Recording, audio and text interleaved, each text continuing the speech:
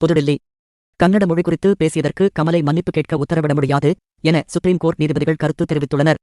கன்னட மொழி தமிழில் இருந்துதான் பிறந்தது என்று கமல் பேசியது தீயாக பரவி கர்நாடகாவில் போராட்டம் வெடித்தது. இதனால் படத்தை கர்நாடகாவில் தடை செய்து வெளியிடவில்லை.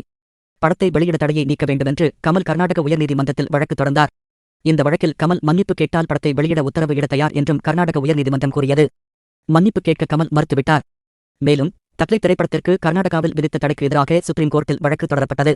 இந்த வழக்கு இன்று ஜூன் 17 ஆம் தேதி சுப்ரீம் கோர்ட் நீதிபதிகள் ஊஞ்சல் புயான், மன்மோகன் ஆகியோர் அடங்கிய அமர்வு முன் விசாரணைக்கு வந்தது. அப்போது நீதிபதிகள் கூறுகையில், கர்நாடகாவில் தக்லை படத்தை வெளியிட தடை விதிக்க முடியாது. உரிய சான்றிதழ் பெற்ற பிறகு எந்த ஒரு படத்தையும் தடை செய்ய முடியாது. படம் வெளியாகும் திரையரங்குகளில் பாதுகாப்பை அரசு உறுதி செய்ய வேண்டும். நடிகர் கமலை மன்னிப்பு கேட்க வேண்டும் என்று கூறுவது நீதிமன்றத்தின் வேலை அல்ல. கன்னட மொழி குறித்து பேசியதற்கு கமலை மன்னிப்பு கேட்க உத்தரவிட முடியாது. கமல் பேச்சுக்காக அவரை மிரட்டுவதை அனுமதிக்க முடியாது.